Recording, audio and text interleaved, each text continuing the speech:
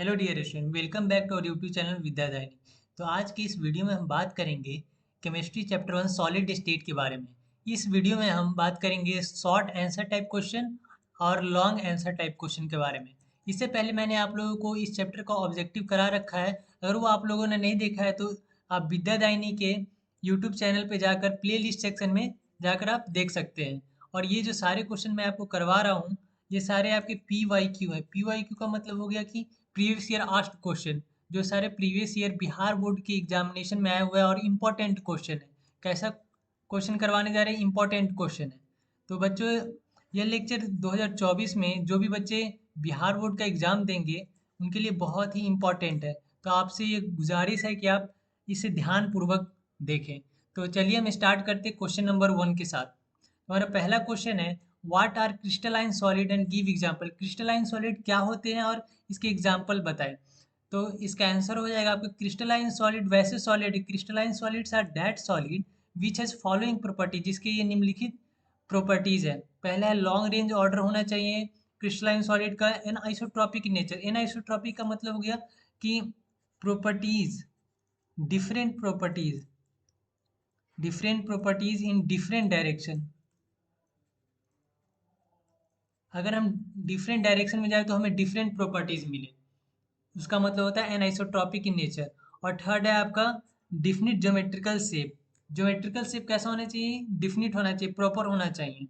और इसके एग्जांपल्स हैं आपके copper, C U, silver, A G, quartz, Q U A R T Z होगा यहाँ पे बच्चों, क्वार्ट्ज हो गया, S I O two formula होता है इसका, और sodium chloride N A C L.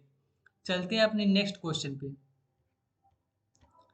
हमारा नेक्स्ट क्वेश्चन है, what do you understand by point defect. Point defect से आप क्या समझते हैं? पॉइंट डिफेक्ट क्या होता है बच्चों? Point defect are tiny imperfection in regular arrangement. जो रेगुलर अरेंजमेंट में जो भी खराबी होती है किस में? एटम्स, आयंस और molecule in a solid material, उसे हम पॉइंट डिफेक्ट कहते हैं। तो पॉइंट डिफेक्ट का यही हो गया डिफिनीशन बच्चों। Point defect are tiny defect, tiny imperfections in regular arrangement of atoms, ions और molecule in solid material। चलते हैं अपने थर्ड क्वेश्चन पे।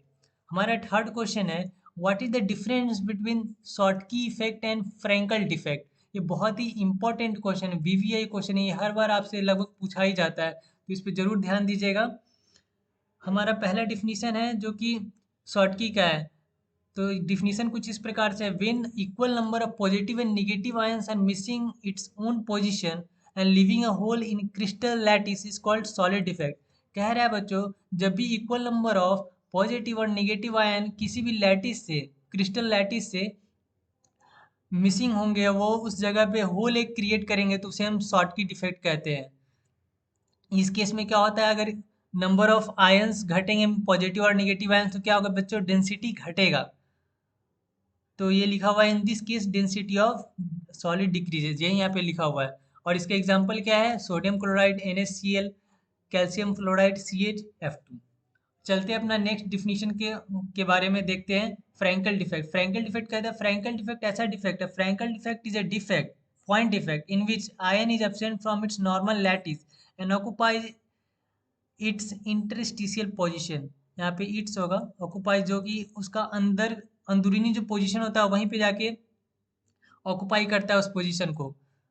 इसमें डेंसिटी पे कोई इफेक्ट नहीं पड़ता है, क्योंकि आयन वहां से गया नहीं है, उसी जगह में अंदर में कहीं पे ऑक्युपाई कर रहा है कोई पोजीशन को। तो ये हो गया आपका फ्रैंकल इफेक्ट। इसका एग्जांपल हम देख लेते हैं। इसका एग्जांपल है आपका AgCl और AgBr, सिल्वर क्लोराइड और सिल्वर ब्रोमाइड। चलते हैं अपने फोर्थ क्वेश्चन पे। हमारा फोर्थ क्वेश्चन है, define the term package efficiency. Package efficiency क्या है? तो पैकेज इफिशियंसी कुछ नहीं है, simply it is simply the ratio of the volume of particle in unit cell to the volume of unit cell. ये एक unit cell में volume of जो पार्टिकल होगा उसका रेशियो किसके रिस्पेक्ट में? तो जो यूनिट सेल का वॉल्यूम होगा उसके रिस्पेक्ट में, तो उसी को हम लोग क्या कहते हैं? पैकिंग इफिशियंसी कहते हैं। और हाँ बच्चों, अगर आप लोगों को इस लेक्चर का PDF चाहिए तो आप प्ले स्टोर पे जाके विद्यादायनी जो ऐप है उसे सर्च करके डाउनलोड करके और सारा PDF ले सकते हैं। और आप डायरेक्ट प्ले स्टोर पे भी जाकर सर्च करिएगा विद्यादायनी ऐप, तो आपका आ जाएगा, तो आप वहाँ से आप सारा PDF ले सकते हैं विद्यादायनी ऐप से। चलते हैं अपने नेक्स्ट क्वेश्चन पे। हमारा नेक्स्ट क्वेश्चन है, फिफ्थ नंबर क्वेश्चन है, glass is assume to be super cooled liquid. Glass को सुपर कूल्ड लिक्विड क्यों कहा जाता है? तो इसका आंसर हो जाएगा आपका, glass air regular atom arrangement that is found in solid and it has tendency to flow very slowly like a liquid। Liquid की तरह, जैसे लिक्विड स्लोली फ्लो करता है वैसे ही ग्लास का भी एक टेंडेंसी होता है। तो इस कारण से due to our properties glass assume to be super cooled liquid, इस कारण से ग्लास को सुपर कूल्ड लिक्विड की कैटेगरी में रखा गया। क्यों? क्योंकि वो लिक्विड की तरह स्लोली फ्लो करता है। चलते हैं अपने नेक्स्ट क्वेश्चन, क्वेश्चन नंबर 6 पे। हमारा 6 नंबर क्वेश्चन है, what are network solid. Network solid क्या है एंड गिव एन एग्जांपल, इसके एग्जांपल बताने हैं। तो हमारा आंसर है, network solid are that solid which are bounded together by strong covalent bond. Network solid कुछ नहीं है बच्चों, ऐसा सॉलिड है जो कि स्ट्रॉन्ग कोवेलेंट बॉन्ड के द्वारा बाउंडेड होता है, और इसका it has 3 dimensional network of some of the property. इसके 3 डायमेंशनल नेटवर्क होते हैं और इसके कुछ प्रॉपर्टीज हैं, यहाँ पे फुल स्टॉप आएगा बच्चों। और इसके सम ऑफ द प्रॉपर्टीज आर, इसके कुछ प्रॉपर्टीज नीचे दिए गए। पहला है कि हाई मेल्टिंग पॉइंट होता है। नेटवर्क सॉलिड का क्या होता है बच्चों? हाई मेल्टिंग पॉइंट होता है और हार्ड बहुत ज़्यादा होता है। तो इसका सबसे बेस्ट एग्जाम्पल हो जाएगा बच्चों डायमंड।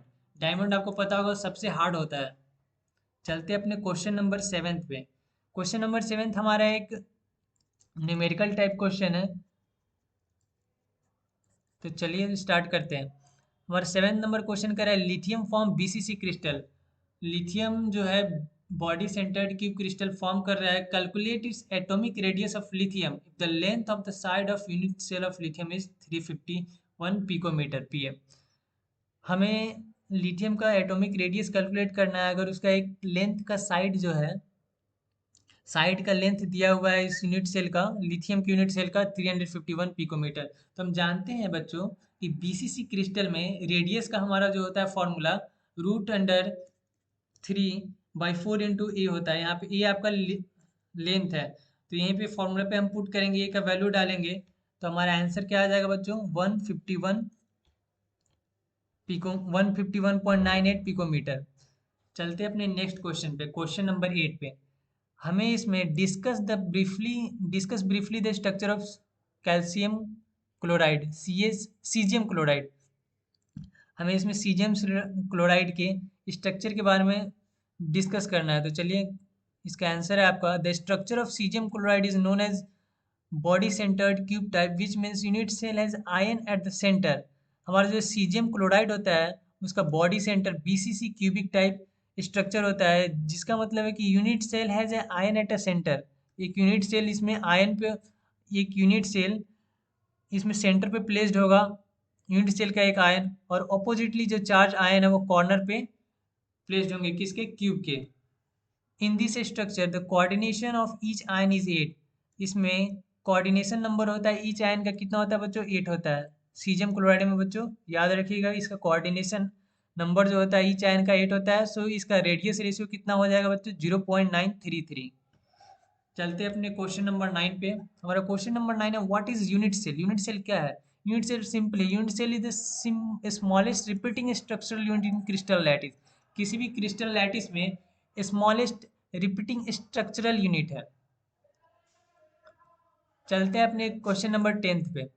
क्वेश्चन नंबर 10 पूछ रहा है, name 2 types of crystal lattice. हमें 2 तरह के क्रिस्टल लैटिस के बारे में बताना है। तो the 2 types of crystal lattice are primitive and centred. चलते हैं क्वेश्चन नंबर 11 पे। हमारा क्वेश्चन नंबर 11 कह रहा है, what do you mean by term doping in semiconductor. ये भी इंपॉर्टेंट टॉपिक है, सेमीकंडक्टर डोपिंग। डोपिंग और डिफेक्ट, ये बहुत ही इंपॉर्टेंट टॉपिक है बच्चों, इसे आप जरूर करना। तो आपको सब कुछ है पर इस पे फोकस करके ज़्यादा जाना है, क्योंकि ये बहुत ही इंपॉर्टेंट टॉपिक है। तो हमारा क्वेश्चन है, what do you mean by term doping in semiconductor. आप डोपिंग से क्या समझते हैं in context of semiconductor? Semiconductor में डोपिंग का क्या मतलब है? तो doping means simply, doping means addition of impurities to the semiconductor to alter its properties. Simply किसी भी सेमीकंडक्टर में जब हम इम्प्योरिटीज को ऐड करते हैं, उसकी प्रॉपर्टीज को इफेक्ट करने के लिए, अल्टर करने के लिए, चेंज करने के लिए, तो उसे हम क्या कहते हैं बच्चों? डोपिंग। चलते हैं अपने क्वेश्चन नंबर 12 पे। हमारा क्वेश्चन नंबर 12 है, explain the term N type semiconductor in briefly. तो हमारे एन टाइप सेमीकंडक्टर का मतलब होता है N type semiconductor is that semiconductor which have been doped by group 15 element. Group 15 element का यूज करके हम अगर सेमीकंडक्टर में डोपिंग करते हैं, और डोपिंग का मतलब अभी मैंने आपको बताया एडिंग इम्प्योरिटीज, तो किस एलिमेंट को ऐड करेंगे, तो ग्रुप 15 के एलिमेंट को ऐड करेंगे तो वो एन टाइप का सेमीकंडक्टर हो जाएगा आपका। हमारा 13 नंबर क्वेश्चन है डिफाइन पी टाइप सेमीकंडक्टर। हमें पी टाइप सेमीकंडक्टर के बारे में बताना है। क्या होता है पी टाइप का सेमीकंडक्टर? तो simply a p type semiconductor is one that has been doped with, यहाँ पे ग्रुप 13 आ जाएगा आपका, group 13 element to create hole. ठीक है बच्चों, ग्रुप 13 का यूज करके अगर हम डोपिंग करते हैं तो हमारे पास पी टाइप सेमीकंडक्टर आता है। चलते हैं अपने क्वेश्चन नंबर 14 पे। What is the basic difference between conductor, insulator and semiconductor? Conductor, insulator और सेमीकंडक्टर के बीच में बेसिक डिफरेंस क्या है? तो बेसिक डिफरेंस यही है बच्चों, conductor allow easy flow of current, conductor से इजीली करंट फ्लो हो जाता है, but insulator does do not allow current to flow through them, और इंसुलेटर से करंट फ्लो नहीं होता है। जबकि सेमीकंडक्टर है moderate conductivity that can be control, और ये करंट कंट्रोल के लिए सेमीकंडक्टर यूज किया जाता है, और इसे मॉडरेटली कुछ हद तक करंट पास करता है सेमीकंडक्टर से। चलते हैं अपने शॉर्ट आंसर टाइप के लास्ट क्वेश्चन पे, क्वेश्चन नंबर 15। हमारा क्वेश्चन नंबर 15 कह रहा है what do you mean by energy gap? Energy gap का मतलब क्या है? तो energy gap basically it is the difference between the highest energy level of valence band and lowest level of the conduction band. जो ये energy band होता है कुछ नहीं, बस एक डिफरेंस है किसका, एनर्जी लेवल का, वैलेंस बैंड के हाईएस्ट एनर्जी लेवल और lowest of the conduction band. तो ये हमारा हो गया energy band gap. It determines the material is electrical conductivity और नॉट। इलेक्ट्रिकल कंडक्टिविटी कोई मटेरियल है या नहीं, इस हम एनर्जी बैंड गैप के थ्रू ये पता लगा सकते हैं। तो चलते हैं अपने लॉन्ग आंसर टाइप क्वेश्चन पे। जैसे कि मैंने आपको स्टार्टिंग में बताया था कि हम आज शॉर्ट आंसर टाइप और लॉन्ग आंसर टाइप दोनों क्वेश्चन करेंगे। तो स्टार्ट करने से पहले मैं आपको कुछ टिप्स देना चाहूँगा लॉन्ग आंसर टाइप की, बोर्ड में लिखना कैसे है आपको लॉन्ग आंसर टाइप क्वेश्चन को। तो पहला है कि try to answer the question, answer of question by making point specially in difference between question. अगर किसी भी क्वेश्चन में आपसे डिफरेंस पूछ रहा है तो लॉन्ग आंसर टाइप क्वेश्चन में अगर वो आया है तो आप उसमें कोशिश कीजिए कि पॉइंट में आंसर दे, दो कॉलम बना दीजिए। जब सपोज अगर आपको शॉर्ट की और फ्रैंकल फ्रैंकल में आपको डिफरेंस पूछा है लॉन्ग आंसर में, तो आप पॉइंट बनाकर आंसर दीजिए, तो बहुत ही सुटेबल आंसर होगा वो। और कोई भी आंसर लिखना है तो पॉइंट टू द पॉइंट लिखना है, इधर उधर की बातें नहीं लिखना है, direct to the point answer लेना है। और थर्ड जो इम्पोर्टेंट पॉइंट है कि दो वर्ड और दो लाइन के बीच में प्रॉपर स्पेस देना है, एकदम कंजेस्टेड करके मत लिखना है मतलब। ठीक है बच्चों, चलते हैं अपने first long answer type question पे। हमारा फर्स्ट क्वेश्चन है what is the difference between ferromagnetism and paramagnetism. तो यहाँ पे देखिए डिफरेंस वर्ड आ गया, तो हम पॉइंट में आंसर देंगे। तो हमारा पहला पॉइंट है ferromagnetic substance that are attracted very strongly by magnetic substance are called ferromagnetic substances. ऐसे सब्सटेंस जो कि मैग्नेटिक सब्सटेंस या मैग्नेटिक फील्ड के द्वारा स्ट्रांगली अट्रैक्ट होते हैं। यहाँ पे सब्सटेंस नहीं आएगा बच्चों, यहाँ पे फील्ड आएगा बच्चों, मैग्नेटिक फील्ड के द्वारा जो स्ट्रांगली अट्रैक्टेड होते हैं उसे फेरोमैग्नेटिज्म कहते हैं। वही पैरामैग्नेटिज्म में आपका आता है कि जो substance weakly attracted by magnetic field है, this material are weakly attracted by magnetic field. ठीक है बच्चों, इसका फेरोमैग्नेटिज्म का आपका एग्जांपल हो जाएगा Fe3O4, आयरन, कोबाल्ट, निकेल, ये सब आपका फेरोमैग्नेटिज्म का एग्जांपल हो जाएगा। और ऐसे मटेरियल जो ये एबव फेनोमेना शो करते हैं उसको हम फेरोमैग्नेटिज्म कहते हैं। और सेम इधर पैरामैग्नेटिज्म में सेम डिफिनीशन है बच्चों। हमारा थर्ड पॉइंट है कि ये मटेरियल परमानेंटली मैग्नेटाइज, अगर कोई भी सब्सटेंस को परमानेंटली मैग्नेटाइज करना है तो फेरोमैग्नेटिज्म का यूज करेंगे, फेरोमैग्नेटिक मटेरियल का यूज करेंगे। और जो पैरामैग्नेटिक मटेरियल होता है, these material are magnetize in magnetic field in the same direction, magnetic field के सेम डायरेक्शन में ये मैग्नेटाइज होते हैं। हमारा चौथा पॉइंट है, in solid state the metal ion are group together into small region called domain. इसमें इस सॉलिड स्टेट में जो मेटल आयन होते हैं ग्रुप में आते हैं इस इनटू ए स्मॉल रीजन। एक स्मॉल रीजन का ये क्या कहते हैं फॉर्म करते हैं, उसको हम डोमेन कहते हैं। और each domain act as a tiny magnet. और जो प्रत्येक जो डोमेन होता है वो मैग्नेट के रूप में काम करता है, टाइनी मैग्नेट के रूप में। और हमारा जो पैरामैग्नेटिज्म है, they lose their magnetism in the absence. अगर मैग्नेटिक फील्ड हटा दिया जाए तो पैरामैग्नेटिज्म लूज हो जाता है। हमारा फिफ्थ पॉइंट और लास्ट पॉइंट है, when the substance is placed in magnetic field all domains get aligned or oriented in the direction of magnetic field such as magnetic and produce a strong effect। जब भी paramagnetic material को magnetic field में रखा जाता है तो domain जो होता है उसका जो डायरेक्शन है मैग्नेटिक फील्ड का, उसी डायरेक्शन में सारे डोमेन अलाइन हो जाते हैं और स्ट्रॉन्ग इफेक्ट प्रोड्यूस करते हैं। और हमारा फिफ्थ पॉइंट है पैरामैग्नेटिज्म का, it is the only due to the presence of one और more unpaired electron which are attracted by magnetic field. Paramagnetic paramagnetism कब आता है, जब भी आपके पास अनपेयर्ड इलेक्ट्रॉन होगा तो पैरामैग्नेटिक इलेक्ट्रॉन आएगा। और इसका एग्जांपल है आपका O2 Cu plus Fe3 plus Cr3 plus. चलते हैं अपने नेक्स्ट क्वेश्चन पे। हमारा नेक्स्ट क्वेश्चन है, एनालिसिस शोज डेट निकेल।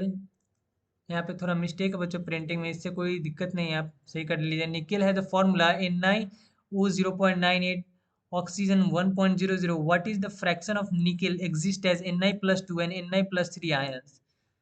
तो इस क्वेश्चन को कैसे टैकल करें। तो इस क्वेश्चन में कुछ नहीं है, बस ये जो फॉर्मूला दिया हुआ है आपको एज पर फॉर्मूला, यहाँ पे 98 आयन है पर 100 ऑक्सीजन आयन पे। ऑक्सीजन, थोड़ा सा प्रिंटिंग मिस्टेक बच्चों यहाँ पे देख लीजिए ऑक्सीजन आयन पे। तो हम मान लेते हैं कि जो Ni का +2 स्टेट है वो एक्स आयन है टोटल नंबर, और जो +3 स्टेट है टोटल नंबर ऑफ आयन हमारे पास 98 है। तो +3 में जो Ni+3 का टोटल नंबर आयन कितना हो जाएगा, अगर हमने एक को एक्स माना टोटल हमारे पास 98 है तो +3 में आपका 98 माइनस एक्स एटम्स आ जाएंगे, आयंस आ जाएंगे। ठीक है बच्चों। और ऑक्साइड पे आपको पता है कि -2 चार्ज होता है। तो हम न्यूट्रलिटी इलेक्ट्रिकल न्यूट्रलिटी मेंटेन करने के लिए total positive charge equal to total negative charge हम करेंगे। तो हमारा कुछ इस तरीके से इक्वेशन बनेगा 2 into x plus 3 into 98 minus x plus 100 into -2। ठीक है। तो हमारे x का वैल्यू कितना आ जाएगा 94। तो हमसे फ्रैक्शन पूछा है तो हमारे पास टोटल Ni प्लस Ni के आयन कितने थे 98। तो फ्रैक्शन के लिए जो हमारा x का वैल्यू है उसको हम 98 से डिवाइड कर देंगे तो हमारा फ्रैक्शन आ जाएगा 0.96। और Ni+3 आयन का फ्रैक्शन आ जाएगा आपका 98 माइनस 94 बाई 98 इक्वल टू 0.84। तो हमारा फ्रैक्शन ऑफ निकेल, यहाँ पे भी स्पेलिंग मिस्टेक है, इसको देख सुधार कर लीजिएगा। तो हमारा fraction of nickel that exist as Ni+2 and Ni+3 are 0.96 and 0.04 respectively. तो ये हमारा रिस्पेक्टिव फ्रैक्शन हो जाएगा आपका। ठीक है। चलते अपने थर्ड क्वेश्चन पे। थर्ड क्वेश्चन है आपका, explain the concept of crystal lattice and unit cell and how they are related. तो हमारा जो क्रिस्टल लैटिस होता है, crystal lattice is simply 3D arrangement of atoms, ions और molecule in a repeating pattern. Crystal lattice एक simply 3D arrangement है। किसका arrangement है, तो एक आयन का, मॉलिक्यूल का और एटम्स का, जो कि एक रिपीटिंग पैटर्न शो करता है। और वही जो यूनिट सेल है, स्मॉलेस्ट रिपीटिंग पैटर्न होता है इन ए क्रिस्टल सेल। ठीक है। तो आपका यूनिट सेल क्या हो गया, smallest repeating unit of a crystal cell in a crystal lattice. The relation between crystal lattice and unit cell is, crystal lattice is made up of repeated unit cell. जो crystal lattice क्या होता है, एक unit cell, बहुत सारे unit cell, repeated unit cell से बना होता है आपका crystal lattice. The unit cell help define the overall arrangement and symmetry of the crystal structure. आपके यूनिट सेल से आपको ओवरऑल अरेंजमेंट कैसा होगा क्रिस्टल लैटिस का वो डिफाइन होता है, और क्या सिमेट्री रहेगा क्रिस्टल स्ट्रक्चर का वो भी डिफाइन होता है। किससे, आपके यूनिट सेल से। चलते अपने फोर्थ क्वेश्चन पे। हमारा फोर्थ क्वेश्चन है, what is the term mean by what is meant by the term package efficiency? Packing efficiency से क्या समझते हैं, ये कैसे कैलकुलेट किया जाता है ना, how does what does it signify, ये क्या सिग्निफाई करता है? तो चलिए देखते हैं इसका definition. Packing efficiency refers to the proportion of space occupied by the particles within a unit cell। Package efficiency क्या कहता है कि पार्टिकल के द्वारा एक यूनिट सेल में कितना प्रोपोर्शन ऑक्यूपाई किया गया है, total number of cells. It is calculated by dividing the volume of particles by the volume of the cell. Volume of the particle को जो हम वॉल्यूम ऑफ द सेल से divide करेंगे तो हम पैकिंग इफिशियंसी निकाल पाएंगे।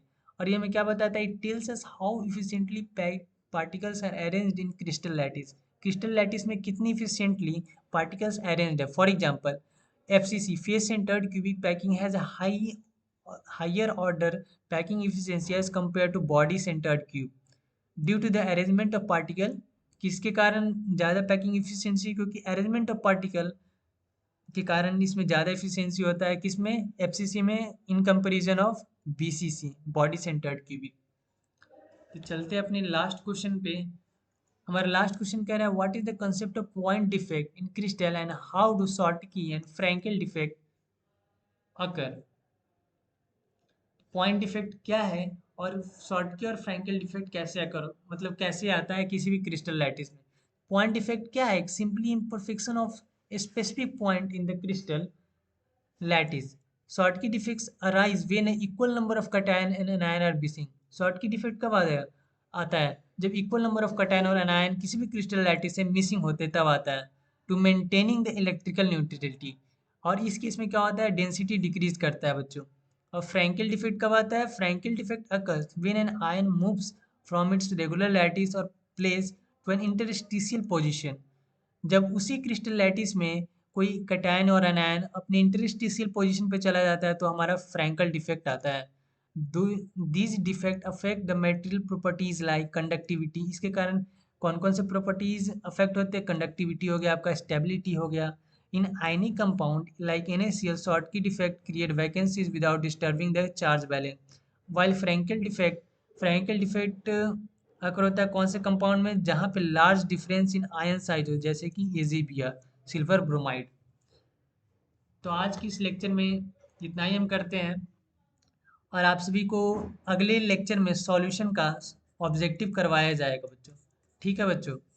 और आप सभी को कोई भी इम्पोर्टेंट जानकारी को जानना है तो आप टेलीग्राम ग्रुप और व्हाट्सएप ग्रुप पे जुड़ जाइएगा, जिसका कि लिंक डिस्क्रिप्शन बॉक्स में दिया हुआ है। और हाँ बच्चों, ये वीडियो बहुत ही इंपॉर्टेंट है, आप इसको ज़रूर अच्छे से देखिएगा, एक दो बार ज़रूर देखिएगा अगर ना समझ में आए तो। और हाँ, अगर इसका PDF आपको चाहिए तो विद्यादायनी का ऐप है आपका प्ले स्टोर पे, तो वहाँ से आप सर्च करके डाउनलोड कर सकते हैं। और इस ऐप का लिंक भी दिया गया है आपको डिस्क्रिप्शन बॉक्स में, तो आप वहाँ से भी जाकर डाउनलोड कर सकते हैं। तो चलिए बच्चों, आज के लिए इतना ही। आप सभी के साथ मिलते हैं अगले वाले वीडियो में, तब तक के लिए पढ़ते रहिए और खेलते रहिए।